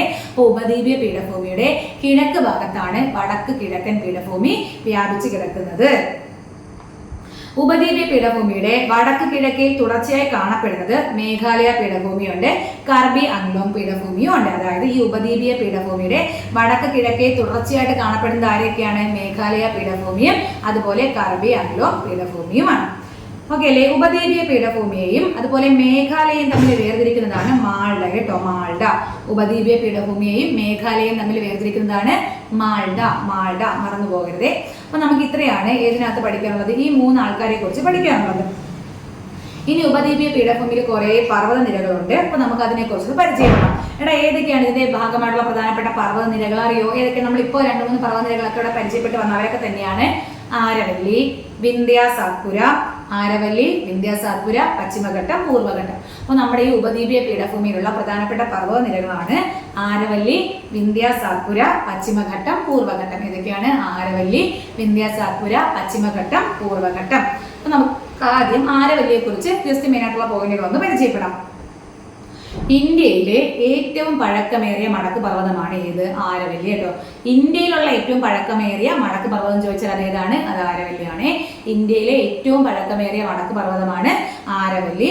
ഇന്ത്യയുടെ വടക്ക് പടിഞ്ഞാറ് ഭാഗത്തായിട്ട് സ്ഥിതി ചെയ്യുന്ന പർവ്വതനിരയാണ് ആരവല്ലി. അപ്പോൾ പറഞ്ഞു, ഇന്ത്യയിലെ ഏറ്റവും പഴക്കമേറിയ മടക്ക് പർവ്വതമാണ് ആരവല്ലി. ഇന്ത്യയിൽ എവിടെയാണ് സ്ഥിതി ചെയ്യുന്നത്? വടക്ക് പടിഞ്ഞാറ് ഭാഗത്തായാണ് ആരവല്ലി സ്ഥിതി ചെയ്യുന്നത്. ആരവല്ലിയിലുള്ള ഒരു പ്രധാനപ്പെട്ട സുഖവാസ കേന്ദ്രമുണ്ട്, അതാണ് മൗണ്ട് അബു. മൗണ്ട് അബു എവിടെയാണ്? രാജസ്ഥാനിലാണ്. അപ്പൊ മൗണ്ട് അബു എവിടത്തെയാണ്? ആരവല്ലിയിലെ ഒരു പ്രധാനപ്പെട്ട സുഖവാസ കേന്ദ്രമാണ്. വടക്ക് പടിഞ്ഞാറ്, ഞാൻ നേരത്തെ വടക്ക് പടിഞ്ഞാറ് ഇങ്ങനെ പറഞ്ഞോടെ, വടക്ക് പടിഞ്ഞാറ് ഭാഗത്തായിട്ടാണ് ആരവല്ലി സ്ഥിതി ചെയ്യുന്നത്. ഇത് എവിടെയാണ്? വടക്ക് പടിഞ്ഞാറ്. അതായത് ഈ മൗണ്ട് അബു എന്ന് പറയുന്നത് ആരവല്ലിയിലുള്ള ഒരു പ്രധാനപ്പെട്ട സുഖവാസ കേന്ദ്രമാണ്. മൗണ്ട് അബു എവിടെയാണ്? രാജസ്ഥാനിലാണ്. അപ്പൊ മൗണ്ട് അബു സ്ഥിതി ചെയ്യുന്ന സംസ്ഥാനം രാജസ്ഥാനാണ്. ഈ മൗണ്ട് അബു ഏത് പർവ്വതനിരയാണെന്ന് ചോദിച്ചാൽ എവിടെയാണ്? ആരവല്ലി പർവ്വതത്തിലുള്ള ഒരു പ്രധാനപ്പെട്ട സുഖവാസ കേന്ദ്രമാണ് മൗണ്ട് അബു. ഈ മൗണ്ട് അബുവിന് ഒരു പഴയ പേരുണ്ട്, എന്താണ്? അർബുദാഞ്ചൽ. അർബുദാഞ്ചൽ എന്നറിയപ്പെടുന്ന ആരെയാണ്? മൗണ്ട് അബുവിനെയാണ് അർബുദാഞ്ചൽ എന്ന് അറിയപ്പെടുന്നത്. അർബുദാഞ്ചൽ എന്നറിയപ്പെടുന്ന ആരെയാണ്? മൗണ്ട് അബുവിനെയാണ്. ഈ ആരവല്ലി പർവ്വതനിരയിലുള്ള ഏറ്റവും ഉയരം കൂടിയ കൊടുമുടിയാണ്, നമുക്ക് അറിയാവുന്നത് തന്നെയാണ്, മൗണ്ട് ഗുരുശിഖർ. ആരാണ്? മൗണ്ട് ഗുരുശിഖർ. അപ്പോൾ ഈ ആരവല്ലിയിലുള്ള ഉയരം കൂടിയ കൊടുമുടിയാണ് മൗണ്ട് ഗുരുശിഖർ. മൗണ്ട് ഗുരുശിഖർ. ഹാൽഡിഘട്ട് ചുരം കേട്ടിട്ടുണ്ടോ? ഈ ഹാൽഡിഘട്ട് ചുരം സ്ഥിതി ചെയ്യുന്നത് എവിടെയാണ്? അത് ആരവല്ലിയിലാണ് കേട്ടോ. അപ്പോൾ ഹാൽഡിഘട്ട് ചുരം സ്ഥിതി ചെയ്യുന്ന പർവ്വതനിര ഏതാണ്? അത് ആരവല്ലിയാണ്. ഹാൽഡിഘട്ട് ചുരം സ്ഥിതി ചെയ്യുന്ന പർവ്വതനിരയാണ് ആരവല്ലി. അപ്പോൾ നമ്മൾ ആരവല്ലിയെ കുറിച്ചാണ് നോക്കിയത്. ഇന്ത്യയിലെ ഏറ്റവും പഴക്കം ചെന്ന പർവ്വതനിര, മടക്ക് പർവ്വതം. ഇന്ത്യയിലെ ഏറ്റവും പഴക്കം ചെന്ന മടക്ക് പർവ്വതമാണ് ആരവല്ലി. ഇന്ത്യയുടെ വടക്ക് പടിഞ്ഞാറായാണ് സ്ഥിതി ചെയ്യുന്നത്. ഈ ആരവല്ലി ഒരു പ്രധാനപ്പെട്ട സുഖവാസ കേന്ദ്രമാണ്. ഏതെന്ന് പറഞ്ഞത്? മൗണ്ട് അബു. മൗണ്ട് അബു എവിടെയാണെന്ന് പറഞ്ഞു? രാജസ്ഥാനിലാണെന്ന് പറഞ്ഞു. മൗണ്ട് അബുവിന്റെ പഴയ പേരെന്താണ്? അത് അർബുദാഞ്ചൽ എന്നാണ്. പിന്നെ പറഞ്ഞു, ആരവല്ലി പർവ്വതനിരയിലെ ഏറ്റവും ഉയരം കൂടിയ കൊടുമുടിയാണ് മൗണ്ട് ഗുരുശിഖർ. ഹാൽഡിഘട്ട് ചുരം സ്ഥിതി ചെയ്യുന്ന പർവ്വതനിര ചോദിച്ചാൽ അത് ആരവല്ലി പർവ്വതനിരയാണ്. ഇനി അടുത്ത ആരവല്ലി കഴിഞ്ഞാൽ മറ്റൊരു പ്രധാനപ്പെട്ട പർവ്വതനിരയാണ് ഏത്? വിന്ധ്യ സാത്പുര മലനിരകൾ അല്ലേ? വിന്ധ്യ സാത്പുര നിരകൾ. നമ്മുടെ ഇന്ത്യയെ വടക്കേ ഇന്ത്യയിൽ നിന്നും തെക്കേ ഇന്ത്യയിൽ നിന്നും ചോദിച്ചിട്ടുള്ള ക്വസ്റ്റ്യൻ ആണ്. ഇന്ത്യയെ വടക്കേ ഇന്ത്യ, തെക്കേ ഇന്ത്യ എന്നിങ്ങനെ രണ്ടായിട്ട് വേർതിരിക്കുന്ന പർവ്വതനിര ഏതാണ്? അത് വിന്ധ്യാനിരകളാണ്. അപ്പോൾ വിന്ധ്യയുമുണ്ട് സാത്പുരയുമുണ്ട്. അതിൽ വടക്കേ ഇന്ത്യ, തെക്കേ ഇന്ത്യ എന്ന് ഇന്ത്യയെ രണ്ടായിട്ട് വേർതിരിക്കുന്നത് ആരാണ്? അത് വിന്ധ്യയാണ് കേട്ടോ. അപ്പോൾ വിന്ധ്യാനിരകളാണ് ഇന്ത്യയെ വടക്കേ ഇന്ത്യയിൽ നിന്നും തെക്കേ ഇന്ത്യയിൽ നിന്നും വേർതിരിക്കുന്നത്. ഉത്തര മഹാസമുദ്രത്തെ ഡെക്കാൻ പീഠഭൂമിയിൽ നിന്ന് വേർതിരിക്കുന്ന പർവ്വതനിരയും ഏത് തന്നെയാണ്? ഈ വിന്ധ്യ പർവ്വതനിരയാണ്. ഉത്തര മഹാസമുദ്രം അറിയാലോ, ഡെക്കാൻ പീഠഭൂമിയും അറിയാലോ. ഈ ഉത്തര മഹാസമുദ്രത്തെ ഡെക്കാൻ പീഠഭൂമിയിൽ നിന്ന് വേർതിരിക്കുന്ന പർവ്വതനിരയാണ് വിന്ധ്യ പർവ്വതനിര. ഈ വിന്ധ്യ പർവ്വതനിരകൾക്ക് സമാന്തരമായി നർമ്മദ, താപ്തി നദികൾക്കിടയിൽ സ്ഥിതി ചെയ്യുന്ന മറ്റൊരു പർവ്വതനിരമാണ് എന്ന് പറയുന്നത് സാത്പുര നിരകൾ. നമ്മൾ പറയുമ്പോൾ രണ്ടുപേരെ ഒരുമിച്ചാണ് പറയാറുള്ളത് അല്ലേ? വിന്ധ്യ സാത്പുര മലനിരകൾ നമ്മൾ പറയാറുണ്ട്. അപ്പോൾ വിന്ധ്യ എന്ന് പറയുന്നത് ഇന്ത്യയെ വടക്കേ ഇന്ത്യയിൽ നിന്ന് തെക്കേ ഇന്ത്യയിൽ നിന്ന് രണ്ടായിട്ട് മുറിക്കുന്നുണ്ട്. അതുപോലെ എന്താണ്? ഉത്തര മഹാസമുദ്രത്തിൻ്റെയും അതുപോലെ ഏതാണ്? ഡെക്കാൻ പീഠഭൂമിക്കും ഇടയിൽ അവയെ തമ്മിൽ വേർതിരിക്കുന്നതും ഏത് തന്നെയാണ്? വിന്ധ്യ തന്നെയാണ്. ഇനി വിന്ധ്യ നിരകൾക്ക് സമാന്തരമായിട്ട് ഏതൊക്കെ? നർമ്മദ, താപ്തി നദികൾക്കിടയിൽ സ്ഥിതി ചെയ്യുന്ന പർവ്വതനിരയാണ് സത്പുര. നർമ്മദ, താപ്തിക്കും ഇടയിൽ നർമ്മദ, താപ്തി നദികളാണ് പടിഞ്ഞാറോട്ട് ഒഴുകുന്ന. ഇവർക്ക് രണ്ടുപേർക്കും ഇടയിൽ സ്ഥിതി ചെയ്യുന്ന പർവ്വതനിരയാണ് എന്ന് പറയുന്നത് സത്പുര നിരകൾ. സത്പുര നിരകൾ എന്ന് പറഞ്ഞാൽ 7 പർവ്വതങ്ങളുടെ നിര എന്നാണ് ഏതിനെ അറിയപ്പെടുന്നത്? ഈ സാത്പുരയെ അറിയപ്പെടുന്നത് സാത്പുര. അപ്പോൾ 7 പർവ്വതങ്ങളുടെ നിരയാണ് എന്ന് പറയുന്നത് സാത്പുര എന്ന് പറയുന്നത്. 7 പർവ്വതങ്ങളുടെ നിര എന്നറിയപ്പെടുന്ന പർവ്വതനിരയാണ് ഏത്? സാത്പുര. ഈ വിന്ധ്യയ്ക്കും സാത്പുരയ്ക്കും ഇടയിൽ സ്ഥിതി ചെയ്യുന്ന ഒരു പർവ്വതനിരയുണ്ട്. അത് ഏതെന്നറിയാമോ? അത് മൈക്കല നിരകളാണ്. വിന്ധ്യയ്ക്കും സാത്പുരയ്ക്കും ഇടയിൽ ആരുണ്ട്? ഒരു മൈക്കിളുണ്ട്. ആരാണ്? മൈക്കല നിരകളാണ് വിന്ധ്യയ്ക്കും സാത്പുരയ്ക്കും ഇടയിൽ സ്ഥിതി ചെയ്യുന്നത്. അപ്പോൾ വിന്ധ്യയ്ക്കും സാത്പുരയ്ക്കും ഇടയിലുള്ള ഒരു പർവ്വതനിരയാണ് ഏതറിയപ്പെടുന്നത്? മൈക്കല നിരകൾ. മൈക്കല നിരകൾ. ഓക്കെ അല്ലേ? അപ്പൊ നോക്കിയോ, ഈ സാത്പുരയുടെ റാണി എന്നറിയപ്പെടുന്ന ആരെയാണെന്ന് അറിയാമോ? അത് പച്മാർഹിയാണ് കേട്ടോ. സാത്പുരയുടെ റാണി എന്നറിയപ്പെടുന്ന ആരെയാണ്? പച്മാർഹിയാണ്. അസിർഘട്ട് ചുരം സ്ഥിതി ചെയ്യുന്നത് എവിടെയാണ്? അത് സാത്പുരയിലാണ്. അസിർഘട്ട് ചുരം ചോദിച്ചിട്ടുള്ളതാണ്. അസിർഘട്ട് ചുരം സ്ഥിതി ചെയ്യുന്നത് ഏത് മലനിരയിലാണ്? സാത്പുരയിലാണ് അസിർഘട്ട് ചുരം. അപ്പൊ അസിർഘട്ട് ചുരം സ്ഥിതി ചെയ്യുന്നത് എവിടെയാണ്? സാത്പുരയിലാണ്. സാത്പുരയുടെ റാണി എന്നറിയപ്പെടുന്നത് പച്മാർഹി. ആരാണ്? പച്മാർഹിയാണ് സാത്പുരയുടെ റാണി എന്ന് അറിയപ്പെടുന്നത്. അപ്പോൾ നമ്മൾ ആരവലി നിരകളെ കുറിച്ച് പഠിച്ചു. ഇപ്പൊ വിന്ധ്യയും സാത്പുരയും നമ്മൾ പരിചയപ്പെട്ടു. അതിൽ ഇന്ത്യയെ വടക്കേ ഇന്ത്യയിൽ നിന്നും തെക്കേ ഇന്ത്യയിൽ നിന്നും വേർതിരിക്കുന്ന ആരാണ്? അത് വിന്ധ്യ പർവ്വതനിരയാണ്. പിന്നെ നമ്മൾ പറഞ്ഞു എന്താണ്? ഉത്തര മഹാസമുദ്രത്തെ ഡെക്കാൻ പീഠഭൂമിയിൽ നിന്ന് വേർതിരിക്കുന്നത് വിന്ധ്യയാണ്. ഇനി ഈ വിന്ധ്യ പർവ്വതനിരയ്ക്ക് സമാന്തരമായിട്ട് നർമ്മദ താപ്തി നദികൾക്കിടയിൽ സ്ഥിതി ചെയ്യുന്ന മലനിരയാണ് എന്നറിയപ്പെടുന്നത് സാത്പുര. 7 പർവ്വതങ്ങളുടെ നിര എന്നാണ് സാത്പുരയെ അറിയപ്പെടുന്നത്. ഇനി വിന്ധ്യയ്ക്കും സാത്പുരയ്ക്കും ഇടയിൽ ഒരു മലനിരയുണ്ട്. അതാണ് മൈക്കല മലനിരകൾ. പിന്നെ നമ്മൾ പറഞ്ഞു സാത്പുരയുടെ റാണി എന്നറിയപ്പെടുന്നത് പച്മാർഹിയും. അസിർഘട്ട് ചുരം സ്ഥിതി ചെയ്യുന്നത് എവിടെയാണ്? അതും സാത്പുരയിലാണ്. ഓക്കെ അല്ലേ? ഇനി നമ്മൾ ഇത്രയും പറയുമ്പോൾ നമ്മൾ ആരെയും കൂടി പറയാനുണ്ട്? പശ്ചിമഘട്ടത്തെയും അതുപോലെ പൂർവ്വഘട്ടത്തെയും പറയണം അല്ലേ? അപ്പൊ നമ്മളിപ്പോ ആരവല്ലി പറഞ്ഞു, അതുപോലെ വിന്ധ്യ പറഞ്ഞു, സാത്പുരയുണ്ട്. ഇനി ആരൊക്കെ രണ്ടുപേരെ പറയാനുള്ളൂ? ഒന്ന് പശ്ചിമഘട്ടവും മറ്റൊന്ന് പൂർവ്വഘട്ടവും. നമുക്കിനി അതും കൂടി നോക്കാം. ഓക്കെ. അപ്പൊ പശ്ചിമഘട്ടത്തിന്റെ ശരാശരി വീതി, പശ്ചിമഘട്ടം പൂർവ്വഘട്ടം. പശ്ചിമഘട്ടത്തിന്റെ ശരാശരി വീതി എന്ന് പറയുന്നത് 100 കിലോമീറ്റർ ആണ്. പശ്ചിമഘട്ടത്തിന്റെ ശരാശരി വീതി എത്രയാണ്? 100 കിലോമീറ്റർ ആണ്. അതിന്റെ ശരാശരി ഉയരം 1200 മീറ്റർ ആണ്. അപ്പോൾ പശ്ചിമഘട്ടത്തിന്റെ ശരാശരി വീതി 100 കിലോമീറ്ററും ഉയരം എത്രയാണ്? 1200 മീറ്ററുമാണ്. ശരാശരിയാണ്. അപ്പോൾ പശ്ചിമഘട്ടത്തിന്റെ ശരാശരി വീതി 100 കിലോമീറ്ററും ശരാശരി ഉയരം 1200 മീറ്ററുമാണ്. പശ്ചിമഘട്ടത്തിന്റെ ശരാശരി മൊത്തത്തിലുള്ള പശ്ചിമഘട്ടത്തിന്റെ ഉയരമാണ് നമ്മൾ ശരാശരി എത്ര പറഞ്ഞത്? 1200 പറഞ്ഞത്. എന്നാൽ പശ്ചിമഘട്ടം കേരളത്തിലെ ശരാശരി ഉയരം ചോദിച്ചാൽ 900 മീറ്റർ ആണ് കേട്ടോ. പശ്ചിമഘട്ടത്തിന്റെ കേരളത്തിലെ ശരാശരി ഉയരം എത്രയാണ്? 900 മീറ്റർ ആണ്. 900 മീറ്റർ ആണ്. ഇന്ത്യയുടെ മഹത്തായ എക്സ്കാർപ്മെന്റ് എന്ന് വിളിക്കുന്ന ഭൂരൂപമാണ് പശ്ചിമഘട്ടം. അപ്പൊ പശ്ചിമഘട്ടത്തെ എങ്ങനെ അറിയപ്പെടുന്നു? ഇന്ത്യയുടെ മഹത്തായ എക്സ്കാർപ്മെന്റ് എന്നറിയപ്പെടുന്നു. ഇന്ത്യയുടെ മഹത്തായ എക്സ്കാർപ്മെന്റ് എന്നറിയപ്പെടുന്ന ഭൂരൂപമാണ് ഏത്? പശ്ചിമഘട്ടം. ഈ പശ്ചിമഘട്ടം ഡെക്കാൻ പീഠഭൂമിയിലെ ഈ ഡെക്കാൻ പീഠഭൂമിയുടെ പടിഞ്ഞാറൻ അതിർത്തിയാണ് പശ്ചിമഘട്ടം. കിഴക്കൻ അതിർത്തിയാണ് പൂർവ്വഘട്ടം. അപ്പോൾ ഡെക്കാൻ പീഠഭൂമിയുടെ പടിഞ്ഞാറൻ അതിർത്തിയാണ് ആരെന്ന് പറയുന്നത്? പശ്ചിമഘട്ടം. പിന്നെ പറഞ്ഞു ഈ പശ്ചിമഘട്ടം കടന്നു പോകുന്ന ഇന്ത്യയിലെ സംസ്ഥാനങ്ങൾ നമ്മൾ പഠിക്കണം. പശ്ചിമഘട്ടം എവിടെ കൂടി കടന്നു പോകുന്നു ചോദിച്ചാൽ ഗുജറാത്ത്, മഹാരാഷ്ട്ര, ഗോവ, കർണാടകം, തമിഴ്നാട്, കേരളം. അപ്പോൾ പശ്ചിമഘട്ടം നമ്മുടെ ഈ ഒരു സൈഡിലുള്ള വെസ്റ്റ് സൈഡിലുള്ള സംസ്ഥാനങ്ങളൊന്ന് ഓർത്താൽ മതി. ഗുജറാത്തിന് താഴെ ആരുണ്ട്? മഹാരാഷ്ട്ര, ഗോവ, കർണാടക, പിന്നെ കേരളം, തമിഴ്നാട്. ഇത്രയും സംസ്ഥാനങ്ങളിലൂടെയാണ് ആര് കടന്നു പോകുന്നത്? പശ്ചിമഘട്ടം കടന്നു പോകുന്നത്. മറന്നു പോകാതെ അത് പഠിച്ചു വെച്ചേക്കണം കേട്ടോ. ഇനി ഉപദ്വീപീയ പീഠഭൂമിയിലെ ഉയരമേറിയ കൊടുമുടി എന്ന് ക്വസ്റ്റ്യൻ ചോദിച്ചാൽ അത് ഏതാണ്? ആനമുടിയാണ്. ഉപദ്വീപീയ പീഠഭൂമിയിലെ അതുപോലെ തെക്കേ ഇന്ത്യയിൽ എങ്ങനെയൊക്കെ ചോദിച്ചാൽ ഉയരമേറിയ കൊടുമുടി ഏതാണ്? അത് ആനമുടിയാണ്. ആനമുടി എവിടെയാണ്? നമ്മുടെ കേരളത്തിലാണ് അല്ലേ? അപ്പോൾ ഉപദ്വീപീയ പീഠഭൂമിയിലെ ഉയരമേറിയ കൊടുമുടിയാണ് ആനമുടി. ഈ ആനമുടി എന്ന് പറയുന്നത് 3 മലനിരകളെ സംഗമിക്കുന്നതാണ് അല്ലേ? ഏതൊക്കെയാണ്? ആനമല, പളനിമല, അതുപോലെ ഏലമല. അപ്പോൾ ആനമല, ഏലമല, പളനിമല എന്നിവ സംഗമിക്കുന്ന കൊടുമുടിയാണ് എന്നറിയപ്പെടുന്നത് ആനമുടി എന്നറിയപ്പെടുന്നത്. അപ്പോൾ ഉപദ്വീപീയ പീഠഭൂമിയിലെ ഏറ്റവും ഉയരം കൂടിയ കൊടുമുടി ചോദിച്ചാൽ അത് ഏതാണ്? അത് ആനമുടിയാണ്. അപ്പോൾ ആനമുടിയെ കുറിച്ച് നമുക്ക് ചോദിച്ചാൽ പശ്ചിമഘട്ടത്തിലെ ഉയരം കൂടിയ കൊടുമുടിയും ഏത് തന്നെയാണ്? ആനമുടിയാണ്. എത്രയാണ് ആനമുടിയുടെ ഉയരം? 2695 മീറ്റർ. 2695 മീറ്റർ ആണ്. തെക്കേ ഇന്ത്യയിലെ ഏറ്റവും ഉയരം കൂടിയ കൊടുമുടിയും ഏതാണ്? ആനമുടിയാണ്. ഡെക്കാൻ പീഠഭൂമിയിലെ ഏറ്റവും ഉയരം കൂടിയ കൊടുമുടിയും ഏതാണ്? ആനമുടിയാണ്. അപ്പോൾ ഡെക്കാൻ പീഠഭൂമിയിലെ ഏറ്റവും ഉയരം കൂടിയത്, തെക്കേ ഇന്ത്യയിലെ ഏറ്റവും ഉയരം കൂടിയത്, പശ്ചിമഘട്ടത്തിലെ ഏറ്റവും ഉയരം കൂടിയത്. പിന്നെ നമ്മൾ പറഞ്ഞു ഉപദ്വീപീയ പീഠഭൂമിയിലെ ഏറ്റവും ഉയരം കൂടിയ കൊടുമുടിയും ഏതാണ്? ആനമുടിയാണ്. ഇനി നമ്മൾ പഠിക്കാൻ പോകുന്നത് പൂർവ്വഘട്ടത്തെ കുറിച്ചാണ്. പശ്ചിമഘട്ടം പറഞ്ഞു. ഇനി നമ്മൾ പഠിക്കാൻ പോകുന്നത് പൂർവ്വഘട്ടത്തെ കുറിച്ചാണ്. ഡെക്കാൻ പീഠഭൂമിയുടെ കിഴക്കൻ അതിരാണ് ആര്? പൂർവ്വഘട്ടം. അപ്പോൾ പടിഞ്ഞാറൻ അതിരാരായിരുന്നു? അത് പശ്ചിമഘട്ടമായിരുന്നു. ഡെക്കാൻ പീഠഭൂമിയുടെ കിഴക്കൻ അതിരാണ് പൂർവ്വഘട്ടം. ബംഗാൾ ഉൾക്കടലിന് സമാന്തരമായി കാണപ്പെടുന്ന പർവ്വതനിരയാണ് പൂർവ്വഘട്ടം. ഇന്ത്യയുടെ കിഴക്ക് ഭാഗത്തുള്ള കടലാണ് എന്നറിയപ്പെടുന്ന സമുദ്രമാണ് എന്നറിയപ്പെടുന്നത് നമ്മൾ പറയും ഏതാണ്? ഏതാണ്? ബംഗാൾ ഉൾക്കടൽ. ഇപ്പോൾ ഈ ബംഗാൾ ഉൾക്കടലിന് സമാന്തരമായി കാണപ്പെടുന്ന പർവ്വതനിരയാണ് പൂർവ്വഘട്ടത്തിന്റെ ശരാശരി ഉയരം ചോദിച്ചാൽ 600 മീറ്റർ ആണ് കേട്ടോ. അപ്പൊ പൂർവ്വഘട്ടത്തിന്റെ ശരാശരി ഉയരം എത്രയാണ്? 600 മീറ്റർ ആണ്. പൂർവ്വഘട്ടം ഏതൊക്കെ സംസ്ഥാനങ്ങളിലായിരിക്കും? നമ്മുടെ കിഴക്ക് ഭാഗത്തോട്ട് പോവാം. ഒഡീഷയുണ്ട്, ആന്ധ്രാപ്രദേശ് ഉണ്ട്, തമിഴ്നാട് രണ്ടിലും ഉണ്ട് കേട്ടോ. തമിഴ്നാട് രണ്ടിലും ഉണ്ട്. അപ്പോൾ ഒഡീഷ, ആന്ധ്രാപ്രദേശ്, തമിഴ്നാട്, തെലങ്കാന, പിന്നെ കർണാടകയിലെ ചില പ്രദേശങ്ങൾ കർണാടകയിൽ രണ്ടിലും ഉണ്ട്. അപ്പൊ തമിഴ്നാട്, ആന്ധ്രാപ്രദേശ്, ഒഡീഷ, പിന്നെ തെലങ്കാന, കർണാടകയുടെ ചില ഭാഗങ്ങൾ ഇവിടെയൊക്കെയാണ് ആരുള്ളത്? നമ്മുടെ പൂർവ്വഘട്ടം ഈ സംസ്ഥാനങ്ങളിലൂടെയാണ് സ്ഥിതി ചെയ്യുന്നത്. പിന്നെ ബംഗാൾ ഉൾക്കടലിന് സമാന്തരമായാണ്. ഏകദേശം ഉയരം നമ്മൾ പറഞ്ഞ എത്രയാണ്? 600 മീറ്റർ ആണ്.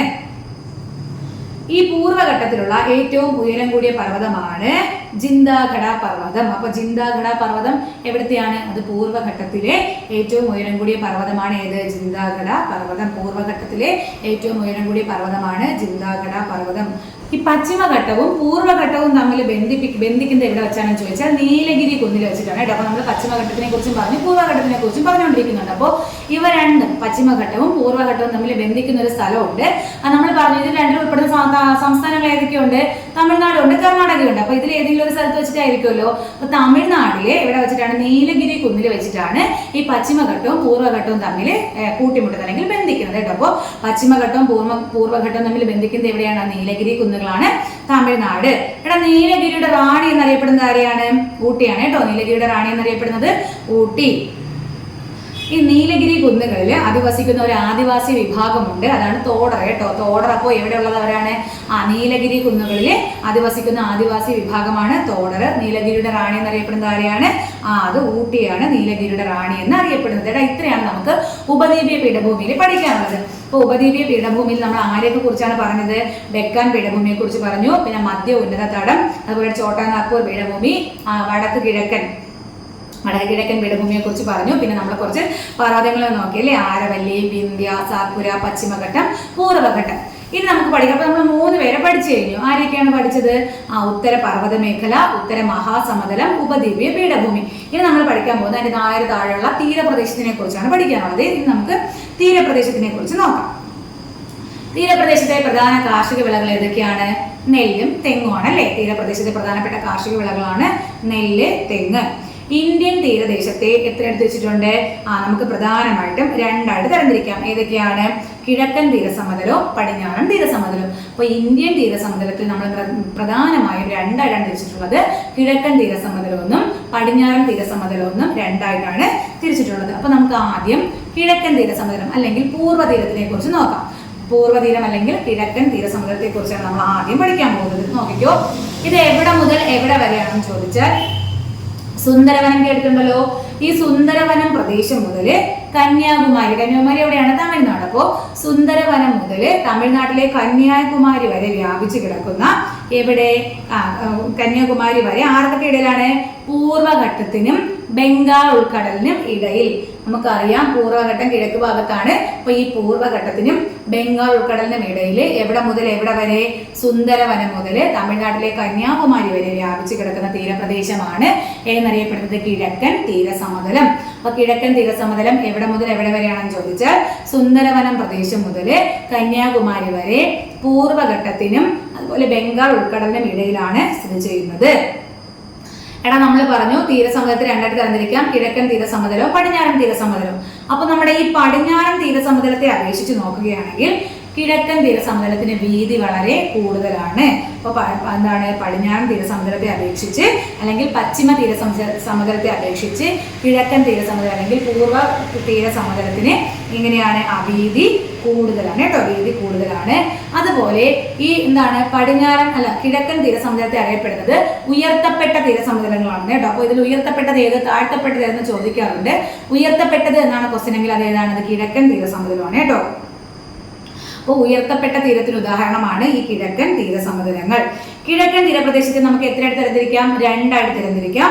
ഒന്ന് കോറമന്റൽ തീരവും മറ്റൊന്ന് വടക്കൻ സിർക്കാസും. അപ്പോൾ ഈ മൊത്തത്തിലുള്ള ഈ ഒരു കിഴക്കൻ തീരസമതലത്തെ 2ആയിട്ട് തിരിച്ചിട്ടുണ്ട്. കോറമന്റൽ തീരമെന്നും വടക്കൻ സിർക്കാസ് എന്നും 2ആയിട്ട് തിരിച്ചിട്ടുണ്ട്.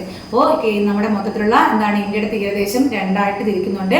പടിഞ്ഞാറൻ തീരസമതലവും കിഴക്കൻ തീരസമതലവും. നമ്മളതിൽ ആദ്യം നമ്മുടെ കിഴക്കൻ തീരസമതലത്തെ കുറിച്ചാണ് പഠിച്ചുകൊണ്ട് വരുന്നത്. എവിടെ മുതൽ എവിടെ വരെ? സുന്ദരവനം മുതൽ കന്യാകുമാരി വരെ പൂർവ്വഘട്ടത്തിനും ബംഗാൾ ഉൾക്കടലിനും ഇടയിലാണ് സ്ഥിതി ചെയ്യുന്നത്. പശ്ചിമ തീരത്തെ അപേക്ഷിച്ച് അല്ലെങ്കിൽ പടിഞ്ഞാറൻ തീരത്തെ അപേക്ഷിച്ച് വീതി വളരെ കൂടുതലാണ്. പിന്നെ ഉയർത്തപ്പെട്ട തീരസമതലമാണെന്ന് പറഞ്ഞു. കിഴക്കൻ തീരസമതലത്തെ പ്രധാനമായിട്ട് രണ്ടായിട്ട് തരംതിരിക്കുന്നുണ്ട്. ഏതാണ്? കോറമന്റൽ തീരമെന്നും അതുപോലെ വടക്കൻ സിർക്കാസ് എന്നും രണ്ടായിട്ട് തിരിക്കുന്നുണ്ട്. തമിഴ്നാട് തീരവും ആന്ധ്രാപ്രദേശിന്റെ തെക്കൻ തീരപ്രദേശവും, തമിഴ്നാടും അതുപോലെ ആന്ധ്രയുടെ തെക്കൻ പ്രദേശവും ഭാഗമായിട്ടുള്ളതാണ് കോറമന്റൽ തീരം. അപ്പോൾ ഈ മൊത്തത്തിലുള്ള കിഴക്കിനെ നമ്മൾ എത്ര തിരിച്ചു? കിഴക്കൻ തീരസമതലത്തെ രണ്ടായിട്ട് തിരിച്ചു. അതിൽ കോറമന്റൽ എന്ന് പറയുമ്പോഴത്തേക്കും തമിഴ്നാടും പിന്നെ ആന്ധ്രയുടെ ഏത് ഭാഗം? തെക്കൻ ഭാഗവും കൂടി ചേർന്നതാണ് കോറമന്റൽ തീരം എന്ന് അറിയപ്പെടുന്നത്. ഇനി നോക്കിയോ, അപ്പൊ വടക്കൻ സിർക്കാസ് എന്ന് പറയുമ്പോഴത്തേക്കോ അത് ആന്ധ്രാപ്രദേശിന്റെ വടക്കൻ തീരം മുതൽ, ആന്ധ്രാപ്രദേശിന്റെ തെക്ക് ആരുടെ കൂടെയുണ്ട്? കോറമന്റലിന്റെ കൂടെയുണ്ട്. അപ്പോൾ ഈ ആന്ധ്രാപ്രദേശിന്റെ വടക്കൻ തീരവും ഒഡീഷയും പിന്നെ പശ്ചിമ ബംഗാളിന്റെ തീരവും ചേർന്നതാണ് ഏത്? വടക്കൻ സിർക്കാസ് എന്ന് അറിയപ്പെടുന്നത്. അപ്പോൾ കിഴക്കൻ തീരസമതലത്തെ രണ്ടായിട്ട് തരംതിരിച്ചിട്ടുണ്ട്. ഏതൊക്കെയാണ്? കോറമന്റലും വടക്കൻ സിർക്കാസും. കോറമന്റലിൽ തമിഴ്നാടും അതുപോലെ ആന്ധ്രയുടെ തെക്ക് ഭാഗവും, ഇനി ആന്ധ്രയുടെ വടക്ക് ഭാഗവും ഒഡീഷയും പശ്ചിമ ബംഗാളും കൂടി ചേർന്നതാണ് ഏതെന്നറിയപ്പെടുന്നത്? അത് വടക്കൻ സിർക്കാസ്. അപ്പൊ നോക്കിയോ, വടക്ക് കിഴക്കൻ മൺസൂൺ. നമുക്കറിയാം വടക്ക് കിഴക്കൻ മൺസൂൺ അല്ലെ. ഈ വടക്ക് കിഴക്കൻ മൺസൂണിന്റെ പ്രഭാവം ഏറ്റവും കൂടുതൽ അനുഭവപ്പെടുന്നത് ഈ കിഴക്കൻ തീരസമതലത്തിലാണ് കേട്ടോ. തെക്ക് പടിഞ്ഞാറൻ മൺസൂൺ ആണെങ്കിലോ അത് നേരെ തിരിച്ചിപ്പുറത്തെ സൈഡിലാണ്. എന്നാൽ വടക്ക് കിഴക്കൻ മൺസൂണിന്റെ പ്രഭാവം കൂടുതലായിട്ട് ഇന്ത്യയിൽ അനുഭവപ്പെടുന്ന ഭൂപ്രകൃതി ചോദിച്ചാൽ ഏതാണ്? അത് കിഴക്കൻ തീരസമതലത്തിലാണ് ഈ വടക്ക് കിഴക്കൻ മൺസൂണിന്റെ പ്രഭാവം കൂടുതലായി അനുഭവപ്പെടുന്നത്. ഓക്കെ ലീഡാ, ഇത്രയാണ് നമുക്ക് ആരെ കുറിച്ച് പറയാനുള്ളത്. എന്താണ്? പൂർവ്വ തീരം അല്ലെങ്കിൽ കിഴക്കൻ തീരസമതലത്തെ കുറിച്ച് പറയാനുള്ളത്. ഇനി അടുത്താണ് പടിഞ്ഞാറൻ തീരം അല്ലെങ്കിൽ പശ്ചിമ തീരം എന്ന് പറയുന്നത്. അപ്പോൾ പശ്ചിമ തീരം എവിടെ മുതൽ എവിടെയാണെന്ന് ചോദിച്ചാൽ എവിടെ മുതലാണ്? ഗുജറാത്തിലെ റാൻ ഓഫ് കച്ച് മുതൽ കന്യാകുമാരി വരെയാണ് ഏത് വ്യാപിച്ച് കിടക്കുന്നത്? പടിഞ്ഞാറൻ തീരസമതലം വ്യാപിച്ച് കിടക്കുന്നത് അല്ലെങ്കിൽ പശ്ചിമ തീരം വ്യാപിച്ച് കിടക്കുന്നത് ഗുജറാത്തിലെ റാൻ ഓഫ് കച്ച് മുതൽ എവിടെ വരെയാണ്? കന്യാകുമാരി വരെയാണ് വ്യാപിച്ച് കിടക്കുന്നത്. അപ്പൊ ആരുടെയൊക്കെ ഇടയിലായിരിക്കും? ആ പശ്ചിമഘട്ടത്തിനും അറബിക്കടലിനും ഇടയിൽ. അവിടെയാണെങ്കിലോ പൂർവ്വഘട്ടത്തിനും ബംഗാൾ ഉൾക്കടലിനും ഇടയിലാണ് കിഴക്കൻ തീരസമതലം. ഇവിടെ പശ്ചിമഘട്ടത്തിനും അറബിക്കടലിനും ഇടയിലാണ് പടിഞ്ഞാറൻ തീരസമതലം. ഇവയെ താഴ്ത്തപ്പെട്ട സമതലങ്ങൾ എന്നാണ് അറിയപ്പെടുന്നത് കേട്ടോ. അപ്പൊ താഴ്ത്തപ്പെട്ടത് പടിഞ്ഞാറും ഉയർത്തപ്പെട്ടത് കിഴക്കുമാണ്, തെറ്റിപ്പോകരുത്. താഴ്ത്തപ്പെട്ട സമതലങ്ങൾ എന്നറിയപ്പെടുന്ന ആരെയാണ്? അത് പടിഞ്ഞാറൻ തീരസമതലത്തെയാണ്. ഗുജറാത്തിന്റെ വടക്ക് പടിഞ്ഞാറ് ഭാഗത്ത് സ്ഥിതി ചെയ്യുന്ന ലവണത്വമുള്ള ചതുപ്പ് നിലങ്ങളെ അറിയപ്പെടുന്നതാണ് റാൻ ഓഫ് കച്ച്. റാൻ ഓഫ് കച്ചിൽ തുടങ്ങുന്നല്ലേ നമ്മൾ പറഞ്ഞത്. അപ്പോൾ റാൻ ഓഫ് കച്ച് എന്താണെന്ന് ചോദിച്ചാൽ ഗുജറാത്തിന്റെ വടക്ക് പടിഞ്ഞാറ് ഭാഗത്തായിട്ട് എന്താണ് സ്ഥിതി ചെയ്യുന്ന ലവണത്വമുള്ള ചതുപ്പ് നിലങ്ങളെ അറിയപ്പെടുന്ന പേരാണ് റാൻ ഓഫ് കച്ച്. ഈ ഗുജറാത്തിനെ പാകിസ്ഥാനിലെ സിന്ധിൽ നിന്ന് വേർതിരിക്കുന്നതാണ് റാൻ ഓഫ് കച്ച് കേട്ടോ. ഗുജറാത്തിനെ പാകിസ്ഥാനിലെ സിന്ധിൽ നിന്ന് വേർതിരിക്കുന്നത് ഈ റാൻ ഓഫ് കച്ച് ആണ്. അതുപോലെ നമ്മൾ പറഞ്ഞില്ലേ ഈ പടിഞ്ഞാറൻ തീരസമതലം. ഈ പടിഞ്ഞാറൻ തീരസമതലത്തെ നമ്മൾ മൂന്നായിട്ട് തിരിച്ചിട്ടുണ്ട്. ഏതൊക്കെയാണെന്ന് ചോദിച്ചാൽ, ഒന്ന് ഗുജറാത്ത് കച്ച് കത്തിയവാർ തീരം, ഗുജറാത്ത് കച്ച് കത്തിയവാർ തീരം, കൊങ്കൺ തീരം, മലബാർ തീരം. അപ്പോൾ നമ്മൾ നേരത്തെ കിഴക്കിന് എത്ര തിരിച്ചു? 2, കോറമന്റലും വടക്കൻ സിർക്കാസും. എന്നാൽ പടിഞ്ഞാറിന് എത്ര തിരിച്ചിട്ടുണ്ട്? 3 തിരിച്ചിട്ടുണ്ട്. ഗുജറാത്ത് കച്ച് കത്തിയവാർ തീരം അല്ലെങ്കിൽ ഗുജറാത്തിലെ കച്ച് കത്തിയവാർ തീരം, അതുപോലെ കൊങ്കൺ തീരം, മലബാർ തീരം. ഇങ്ങനെ 3ആയിട്ടാണ് പടിഞ്ഞാറൻ തീരസമതലത്തെ അല്ലെങ്കിൽ പശ്ചിമ തീരസമതലത്തെ വിഭജിച്ചിട്ടുള്ളത്. ഇപ്പൊ നോക്കിക്കോ, മഹാരാഷ്ട്ര, ഗോവ, കർണാടക. ഇതിനകത്ത് ഈ 3 കുറിച്ചും പറയുകയാണെങ്കിൽ ഗുജറാത്തിലാണ് ഏതെന്ന് പറയുന്നത് ഈ കച്ച് കത്തിയവാർ തീരം. ഇനി കൊങ്കൺ എന്ന് പറയുന്നത് മഹാരാഷ്ട്ര, ഗോവ, അതുപോലെ കർണാടക. മഹാരാഷ്ട്ര, ഗോവ, കർണാടക ഈ പ്രദേശങ്ങൾ ഉൾപ്പെടുന്നതാണ് എന്ന് പറയുന്നത്. അതുപോലെ വടക്കൻ പ്രദേശം, കർണാടകയുടെ വടക്കൻ പ്രദേശങ്ങളാണ് കേട്ടോ. മഹാരാഷ്ട്ര, ഗോവ, കർണാടകയുടെ വടക്കൻ പ്രദേശം ഇതെല്ലാം കൂടി ചേർന്നതാണ് കൊങ്കൺ തീരം. ഇനി മലബാർ തീരം എന്ന് പറയുമ്പോഴത്തേക്ക് ഏതാണ്? പടിഞ്ഞാറൻ തീരപ്രദേശത്തിന്റെ തെക്ക് ഭാഗം, നമ്മുടെ കേരളം ഉൾപ്പെടുന്നതാണ് ഉൾപ്പെടുന്നത് മലബാർ തീരം എന്ന് അറിയപ്പെടുന്നത്. അപ്പൊ കർണാടകത്തിന്റെ തെക്കൻ തീരവും കേരളവും ഉൾപ്പെടുന്നതാണ് മലബാർ തീരം. കർണാടകത്തിന്റെ തെക്കും കേരളവും കൂടി ഉൾപ്പെടുന്നതാണ് മലബാർ തീരം. ഈ ലഗൂണുകൾ കൂടുതലായിട്ട് കാണപ്പെടുന്നത് എവിടെയാണ്? മലബാർ തീരത്തിലാണ് കേട്ടോ. ലഗൂണുകൾ കൂടുതലായിട്ട് കാണപ്പെടുന്നത് എവിടെയാണ്? മലബാർ തീരത്താണ്. അപ്പൊ നമ്മൾ പടിഞ്ഞാറൻ തീരസമതലത്തെ കുറിച്ചാണ് പഠിച്ചു വരുന്നത്. പടിഞ്ഞാറൻ തീരസമതലത്തിൽ നമ്മൾ പറഞ്ഞു ഗുജറാത്തിലെ റാൻ ഓഫ് കച്ച് മുതൽ കന്യാകുമാരി വരെ ഏതിന്റെ? പശ്ചിമഘട്ടത്തിനും അറബിക്കടലിനും ഇടയിലായിട്ടാണ് സ്ഥിതി ചെയ്യുന്നത്. താഴ്ന്നു പോയ സമതലങ്ങൾക്ക് ഉദാഹരണമാണ്. അതുകൊണ്ട് തന്നെ താഴ്ത്തപ്പെട്ട സമതലങ്ങൾ എന്ന് അറിയപ്പെടുന്നുണ്ട്. ഗുജറാത്തിന്റെ വടക്ക് ഭാഗത്ത് എവിടെ സ്ഥിതി ചെയ്യുന്ന ലവണത്വമുള്ള എന്താണ് ഒരു ചതുപ്പ് നിലമാണ് റാൻ ഓഫ് കച്ച്. ഈ റാൻ ഓഫ് കച്ചിനെയാണ് പാകിസ്ഥാനിലെ സിന്ധിൽ നിന്ന് ഗുജറാത്തിനെ വേർതിരിക്കുന്നത്. പിന്നെ നമ്മൾ പറഞ്ഞു എന്താണ് പടിഞ്ഞാറൻ തീരസമുദ്രത്തെ എത്രയായിട്ട് തിരിക്കാം? 3ആയിട്ട് തിരിക്കാം. ഗുജറാത്തിലെ കച്ച് കത്തിയവാർ തീരം, പിന്നെ കൊങ്കൺ തീരം, മലബാർ തീരം. അതിൽ ഗുജറാത്ത് ഉൾപ്പെടുന്നതാണ് ഏത്? ഗുജറാത്തിലെ കച്ച് കത്തിയവാർ തീരം. അത് കഴിഞ്ഞിട്ട് മഹാരാഷ്ട്ര, ഗോവ, കർണാടകത്തിന്റെ വടക്ക് ഇത്ര ഉൾപ്പെടുന്നതാണ് കൊങ്കൺ തീരം. കർണാടകത്തിന്റെ തെക്കും കേരളവും കൂടി ഉൾപ്പെടുന്നതാണ് മലബാർ തീരം എന്ന് അറിയപ്പെടുന്നത്. ഇതില് ലഗൂണുകൾ കാണപ്പെടുന്നത് എവിടെയാണെന്ന് പറഞ്ഞു? മലബാർ തീരത്തിലാണെന്ന് പറഞ്ഞു കേട്ടോ. ലഗൂണുകൾ കാണപ്പെടുന്നത് എവിടെയാണ്? മലബാർ തീരത്തിലാണ്. വടക്കൻ മലബാർ തീരം അറിയപ്പെടുന്നതാണ് കർണാടക തീരം കേട്ടോ. വടക്കൻ മലബാർ തീരത്തെ അറിയപ്പെടുന്ന പേരാണ് എന്ത്? കർണാടക തീരം എന്ന് അതിനെ അറിയപ്പെടുന്നുണ്ട്.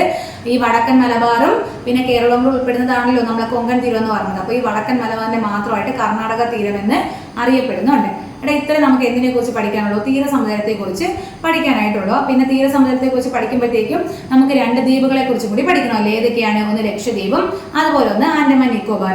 ലക്ഷദ്വീപ് ഏത് കടലിലാണ്? അറബിക്കടലിലാണ് ലക്ഷദ്വീപ്. ആൻഡമാൻ നിക്കോബാർ ഏത് കടലിലാണ്? അത് ഏത് കടലാണ്? ദ്വീപ് പറയുമ്പോൾ ലക്ഷദ്വീപ് അറബിക്കടലും ആൻഡമാൻ നിക്കോബാർ ബംഗാൾ ഉൾക്കടലുമാണ് സ്ഥിതി ചെയ്യുന്നത്. അപ്പോൾ നമുക്ക് ഈ 2 ദ്വീപുകളെ കുറിച്ചും കൂടി പഠിക്കാം. അതായത് നമ്മൾ പറഞ്ഞു നമ്മുടെ ഇന്ത്യൻ ഭൂപ്രകൃതിയിൽ വരുന്നതാണ് ഏതൊക്കെ? ഉത്തര മഹാസമതലം, അതുപോലെ ഉത്തര പർവ്വത മേഖല, ഉത്തര മഹാസമതലം, പിന്നെ ഉപദ്വീപീയ പീഠഭൂമി, അതുപോലെ ഏതാണ്? തീരസമതലവും ദ്വീപ്. അതിൽ നമ്മളിപ്പോ ബാക്കിയെല്ലാം പഠിച്ചല്ലേ? തീരസമതലം വരെ നമ്മൾ പഠിച്ചു. തീരസമതലത്തിൽ വലിയ എന്താണ് നമ്മുടെ ഈ കിഴക്കൻ തീരവും അതുപോലെ പടിഞ്ഞാറൻ തീരം. ഇത് രണ്ടാണ്, പടിഞ്ഞാറൻ തീരവും കിഴക്കൻ തീരവും രണ്ടാണ് നമുക്ക് മെയിനായിട്ട് അവിടെ പഠിക്കാനുള്ളത്. അപ്പോൾ ഇത് പഠിക്കുമ്പോൾ നമ്മൾ ആരെയും കൂടി പഠിക്കണം? നമ്മുടെ ദ്വീപുകളെയും കൂടി പഠിക്കണം. 2 ദ്വീപാണുള്ളത്. ഒന്ന് ലക്ഷദ്വീപും മറ്റൊന്നാണ് ഏത്? ലക്ഷദ്വീപ്, അതുപോലെ ആൻഡമാൻ നിക്കോബാർ ദ്വീപും. അതിനകത്ത് ലക്ഷദ്വീപ് അറബിക്കടലിലും ആൻഡമാൻ നിക്കോബാർ എവിടെയാണ്? അത് ബംഗാൾ ഉൾക്കടലിലും ആണ്. അപ്പോൾ നമ്മൾ ഇതിനെ ഓരോത്തിനെ കുറിച്ച് നോക്കാം. എടാ ലക്ഷദ്വീപ് എന്ന് പറയുമ്പോൾ മൊത്തം ലക്ഷദ്വീപിൽ എത്ര ദ്വീപുണ്ട്? 36 ദ്വീപുണ്ട്. ലക്ഷദ്വീപിൽ മൊത്തം 36 ദ്വീപുണ്ട്. പക്ഷെ 10 എണ്ണത്തിലെ ആൾതാമസമുള്ളൂ. അപ്പോൾ ലക്ഷദ്വീപിൽ മൊത്തം 36 ദ്വീപുണ്ട്. 10 ദ്വീപിലാണ് ആൾതാമസമുള്ളത്. ഇന്ത്യയുടെ പടിഞ്ഞാറ് എവിടെ? അറബിക്കടലിൽ സ്ഥിതി ചെയ്യുന്ന ദ്വീപാണ് ലക്ഷദ്വീപ് എന്നറിയപ്പെടുന്നത്. ഇന്ത്യയിലെ ഏറ്റവും ചെറിയ ഒരു കേന്ദ്രഭരണ പ്രദേശം കൂടിയാണ് ഏതെന്ന് പറയുന്നത്? ലക്ഷദ്വീപ്. അപ്പോൾ നമ്മുടെ 8 കേന്ദ്രഭരണ പ്രദേശത്തിൽ ഇന്ത്യയിലെ ഏറ്റവും ചെറിയ കേന്ദ്രഭരണ പ്രദേശമാണ് എന്നറിയപ്പെടുന്നത് ലക്ഷദ്വീപ്. 1,00,000 ദ്വീപുകൾ എന്നർത്ഥം വരുന്ന ദ്വീപസമൂഹമാണ് ലക്ഷദ്വീപ് കേട്ടോ. ലക്ഷദ്വീപ് അപ്പോൾ 1,00,000 ദ്വീപസമൂഹങ്ങൾ എന്നാണ് ഈ ലക്ഷദ്വീപിന്റെ അർത്ഥം. ഇന്ത്യയിലെ പവിഴ ദ്വീപ് എന്നറിയപ്പെടുന്നത് ആരെയാണ്? അത് ഈ ലക്ഷദ്വീപിനെയാണ്. ഇന്ത്യയുടെ പവിഴ ദ്വീപ് എന്നറിയപ്പെടുന്നത് ലക്ഷദ്വീപിനെയാണ്. അതുപോലെ ഉഷ്ണമേഖല പറുദീസ എന്നറിയപ്പെടുന്ന ഇന്ത്യൻ ദ്വീപും ഏതാണ്? ലക്ഷദ്വീപാണ്. അപ്പൊ ഇന്ത്യയുടെ പടിഞ്ഞാറ് അറബിക്കടലിൽ സ്ഥിതി ചെയ്യുന്നു. മൊത്തം 36 ദ്വീപുണ്ട്. 10 എണ്ണത്തിലെ ആൾതാമസമുള്ളൂ. 1,00,000 ദ്വീപുകൾ എന്നർത്ഥം വരുന്നതാണ് ലക്ഷദ്വീപ്. ഇന്ത്യയുടെ ഏറ്റവും ചെറിയ കേന്ദ്രഭരണ പ്രദേശമാണ്. ഇന്ത്യയുടെ പവിഴ ദ്വീപ് എന്നാണ് അറിയപ്പെടുന്നത്. ഉഷ്ണമേഖല പറുദീസ എന്നറിയപ്പെടുന്ന ഇന്ത്യൻ ദ്വീപും ലക്ഷദ്വീപാണ്. ഈ ലക്ഷദ്വീപിലെ നമ്മൾ പറഞ്ഞ 36 ദ്വീപുണ്ടെന്ന് ഏറ്റവും വലിയ ദ്വീപാണ് ആന്ത്രോത്ത്. ഏറ്റവും ചെറിയ ദ്വീപാണ് ബിത്ര. ലക്ഷദ്വീപിലെ ഏറ്റവും വലിയ ദ്വീപാണ് ആന്ത്രോത്ത്. ചെറിയ ദ്വീപാണ് ബിത്ര. ലക്ഷദ്വീപിലെ ജനസംഖ്യ കൂടിയ ദ്വീപാണെങ്കിൽ കവരത്തിയാണ്. ഈ കവരത്തി തന്നെയാണ് ലക്ഷദ്വീപിന്റെ ആസ്ഥാനം. അപ്പോൾ ലക്ഷദ്വീപിലെ ഏറ്റവും വലിയ ദ്വീപാണ് ആന്ത്രോത്ത്. ഏറ്റവും ചെറുത് ബിത്രയാണ്. ജനസംഖ്യ കൂടിയ ദ്വീപ് കവരത്തിയാണ്. ലക്ഷദ്വീപിന്റെ ആസ്ഥാനവും കവരത്തി തന്നെയാണ്. ജനസംഖ്യ കുറഞ്ഞ ദ്വീപ് ആ ചെറിയ ദ്വീപായിട്ടുള്ള ബിത്ര തന്നെയാണ് ജനസംഖ്യ കുറഞ്ഞ ദ്വീപ്. ഇനി ലക്ഷദ്വീപിൽ ഏറ്റവും തെക്ക് സ്ഥിതി ചെയ്യുന്ന ദ്വീപ് ചോദിച്ചാൽ അതേതാണ്? മിനിക്കോയ് ആണ് കേട്ടോ. അപ്പോൾ ലക്ഷദ്വീപിന്റെ ഏറ്റവും തെക്ക് സ്ഥിതി ചെയ്യുന്ന ദ്വീപ് ഏതാണ്? ഇത് മിനിക്കോയ് ദ്വീപാണ്. മിനിക്കോയ് ദ്വീപ്. ഇത്രയാണ് ലക്ഷദ്വീപിനെ കുറിച്ച് പറയാനുള്ളത്. അടുത്ത നമുക്ക് ആരെ കുറിച്ച് പറയണം? ആൻഡമാൻ നിക്കോബാറിനെ കുറിച്ച് പറയണം. ആൻഡമാൻ നിക്കോബാർ ഏത് കടലാണ് സ്ഥിതി ചെയ്യുന്നത്? ബംഗാൾ ഉൾക്കടലിൽ സ്ഥിതി ചെയ്യുന്ന ഒരു ദ്വീപാണ് എന്ന് പറയുന്നത് ആൻഡമാൻ നിക്കോബാർ ദ്വീപ് എന്ന് അറിയപ്പെടുന്നത്.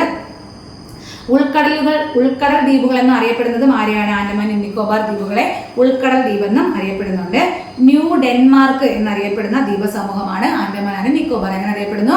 ന്യൂ ഡെൻമാർക്ക് എന്നറിയപ്പെടുന്ന ദ്വീപസമൂഹമാണ് ആൻഡമാൻ ആൻഡ് നിക്കോബാർ. മൊത്തം എത്ര ദ്വീപുണ്ടെന്ന് അറിയാമോ? ഇത് വലിയൊരു ദ്വീപാണ് ഇത് ആൻഡമാൻ നിക്കോബാർ. മൊത്തം 572 ദ്വീപുണ്ട് കേട്ടോ. അപ്പോൾ ആൻഡമാൻ നിക്കോബാറിൽ മൊത്തം 572 ദ്വീപുണ്ട്. എന്നാൽ അതിനകത്ത് 36 എണ്ണത്തിൽ മാത്രമേ എന്തുള്ളൂ? ആൾതാമസമുള്ളൂ. ഈ നിക്കോബാർ ദ്വീപിന്റെ തെക്കേ അറ്റമാണ് ഏത്? ഇന്ദിര പോയിന്റ്. ഈ ഇന്ദിര പോയിന്റ് നിങ്ങൾ എവിടെയെങ്കിലും കേട്ടിട്ടുണ്ടോ? ഇന്ത്യയുടെ തെക്കേ അറ്റം എന്ന് പഠിച്ചപ്പോൾ നമ്മൾ പഠിച്ചത് ഏതാണ്? ഈ ഇന്ദിര പോയിന്റിലാണ്. ഇന്ദിര പോയിന്റ് എവിടെയാണ് സ്ഥിതി ചെയ്യുന്നത്? നിക്കോബാറിലാണ്. നിക്കോബാർ ദ്വീപിന്റെ തെക്കേ അറ്റമാണ് എന്ന് പറയുന്നത് ഇന്ദിര പോയിന്റ് എന്ന് പറയുന്നത്.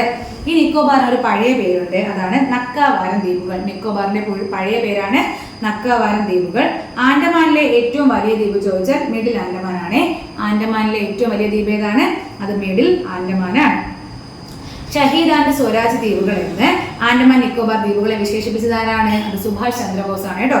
ഷഹീദ് ആൻഡ് സ്വരാജ് ദ്വീപുകൾ എന്ന് ആൻഡമാൻ ആൻഡ് നിക്കോബാർ ദ്വീപുകളെ വിശേഷിപ്പിച്ചത് ആരാണ്? അത് സുഭാഷ് ചന്ദ്രബോസ് ആണ്.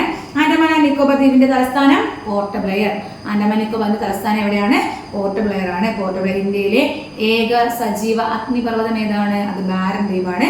ഇന്ത്യയിലെ ഏക സജീവ അഗ്നിപർവ്വതം. അപ്പൊ നോക്കിക്കോ, നമ്മൾ ആൻഡമാൻ നിക്കോബാറിനെ കുറിച്ചാണ് പഠിച്ചത്. എവിടെയാണ്? ബംഗാൾ കരസ്ഥിതിക്കുന്ന ദ്വീപസമൂഹമാണ് ആൻഡമാൻ നിക്കോബാർ. ന്യൂ ഡെൻമാർക്ക് എന്നറിയപ്പെടുന്ന ദ്വീപുകളാണ് ദ്വീപസമൂഹമാണ് ആൻഡമാൻ നിക്കോബാർ. മൊത്തം 572 ദ്വീപുകളാണുള്ളത്. നിക്കോബാറിന്റെ തെക്കേ അറ്റമാണ് ഇന്ദിര പോയിന്റ്. അത് തന്നെയാണ് ഇന്ത്യയുടെ തെക്കേ അറ്റം എന്നറിയപ്പെടുന്നത്. നിക്കോബാറിന്റെ പഴയ പേരാണ് നക്കാവാരം. ആൻഡമാനിലെ ഏറ്റവും വലിയ ദ്വീപാണ് മിഡിൽ ആൻഡമാൻ. ഷഹീദ് ആൻഡ് സ്വരാജ് ദ്വീപുകൾ എന്ന് ആൻഡമാൻ നിക്കോബാറിനെ വിശേഷിപ്പിച്ചതാണ് സുഭാഷ് ചന്ദ്രബോസ് ആണ്. ആൻഡമാൻ നിക്കോബാറിന്റെ തലസ്ഥാനം എവിടെയാണ്? പോർട്ട് ബ്ലെയർ ആണ് തലസ്ഥാനം. പിന്നെ പറഞ്ഞു ഇന്ത്യയിലെ ഏക സജീവ അഗ്നിപർവ്വതമാണ് ബാരൻ ദ്വീപ്. ബാരൻ ദ്വീപ്. എടാ, നിങ്ങൾ മജൂലിയെ കുറിച്ച് കേട്ടിട്ടുണ്ടോ? മജൂലി എന്താണ്? മജൂലി ലോകത്തിലെ തന്നെ ഏറ്റവും വലിയ നദീജന്യ ദ്വീപായി എവിടെ? ഗിന്നസ് ബുക്കിൽ ഇടം നേടിയ ദ്വീപാണ് മജൂലി ദ്വീപ് കേട്ടോ. അപ്പോൾ മജൂലി ദ്വീപിന്റെ പ്രത്യേകത എന്താണ്? മജൂലി എന്താണ്? ലോകത്തിലെ ഏറ്റവും വലിയ നദീജന്യ ദ്വീപായി ഗിന്നസ് ബുക്കിൽ ഇടം നേടിയതാണ് ആര്? മജൂലി. ഇന്ത്യയിലെ ഏറ്റവും വലിയ നദീജന്യ ദ്വീപായി ഗിന്നസ് ബുക്കിൽ ഇടം നേടിയതാണ് മജൂലി. മജൂലി സ്ഥിതി ചെയ്യുന്ന ഇന്ത്യൻ സംസ്ഥാനം ചോദിച്ചാൽ അസമിലാണ്. മജൂലി എവിടെയാണ്? അസമിലാണ്. മജൂലി സ്ഥിതി ചെയ്യുന്നത് അസമിലാണ്. മജൂലി ഏത് നദിയിലാണ്? ബ്രഹ്മപുത്ര നദിയിലാണ്. മജൂലി സ്ഥിതി ചെയ്യുന്നത് അസമിലാണ്. ബ്രഹ്മപുത്ര നദിയിലാണ് സ്ഥിതി ചെയ്യുന്നത്. ഇന്ത്യയിലെ ആദ്യത്തെ ദ്വീപ് ജില്ല ചോദിച്ചാൽ ഏതാണ്? മജൂലിയാണ് കേട്ടോ. ഇന്ത്യയിലെ ആദ്യ ദ്വീപ് ജില്ല ചോദിച്ചാൽ ഏതാണ്? മജൂലിയാണ് ഇന്ത്യയിലെ ആദ്യത്തെ ദ്വീപ് ജില്ല. അപ്പോൾ ഇത്രയാണ് നമുക്ക് ഇന്ത്യൻ ഭൂപ്രകൃതിയിൽ പഠിക്കാനുള്ളത്. അപ്പോൾ ഇന്ത്യൻ ഭൂപ്രകൃതിയുടെ നമ്മുടെ എന്താണ് ക്ലാസ് ഫസ്റ്റ് നമ്മുടെ ഇന്ത്യയുടെ അടിസ്ഥാന വിവരങ്ങളിൽ ഇന്ത്യ അടിസ്ഥാന വിവരങ്ങൾ, അതിർത്തി, അതിരുകൾ, ഒരു പോർഷൻ ഈ ഇന്ത്യൻ ഭൂപ്രകൃതിയുടെ ആകുമ്പോൾ നമ്മൾ എന്ത് ചെയ്തിട്ടുണ്ട്? കംപ്ലീറ്റ് ചെയ്തിട്ടുണ്ട്. അതിൽ നമ്മൾ ഇന്ത്യൻ ഭൂപ്രകൃതിയാണ് ഇന്ന് നമ്മൾ കംപ്ലീറ്റ് ചെയ്യുന്നത്. അടുത്ത് നമ്മൾ അതിലുള്ള അടുത്തൊരു ടോപ്പിക്കിലോട്ടായിരിക്കും പോകുന്നത്. അപ്പോൾ ഇന്ത്യൻ ഭൂപ്രകൃതി നമ്മൾ ഏതിനെയൊക്കെയാണ് കുറിച്ചാണ് പഠിച്ചത്? ഉത്തരപർവ്വത മേഖല, ഉത്തര മഹാസമതലം, ഉപദ്വീപീയ പീഠഭൂമി, തീരസമതലം, ദ്വീപ്. ഇത്രയായപ്പോഴത്തേക്ക് നമ്മുടെ ഇന്ത്യൻ ഭൂപ്രകൃതി കഴിഞ്ഞിട്ടുണ്ട്. പ്രധാനപ്പെട്ട കാര്യങ്ങളെല്ലാം ഇവിടെ പറഞ്ഞിട്ടുണ്ട്. വീഡിയോ വേഗം റിപ്പീറ്റ് ചെയ്ത് കേട്ട് പഠിച്ചെടുക്കുക. പിന്നെ നിങ്ങളുടെ അഭിപ്രായങ്ങളൊക്കെ എന്ത് ചെയ്യുക? കമൻറ്റിലൂടെ ഞങ്ങളെ അറിയിക്കുക. ഇതുപോലെ സിലബസ് അനുസരിച്ച് ഞങ്ങൾ ക്ലാസ് കൊണ്ടുപോകുന്നതായിരിക്കും. അതുപോലെ വീഡിയോ നിങ്ങൾക്ക് ക്ലാസ് ഇഷ്ടപ്പെടുകയാണെങ്കിൽ ലൈക്ക് ചെയ്യാനും ഷെയർ ചെയ്യാനൊന്നും മറക്കരുത്. അപ്പോൾ നോക്കി നമുക്കൊരു പുതിയ ക്ലാസ്സായിട്ട് അടുത്ത പ്രാവശ്യം കാണാം.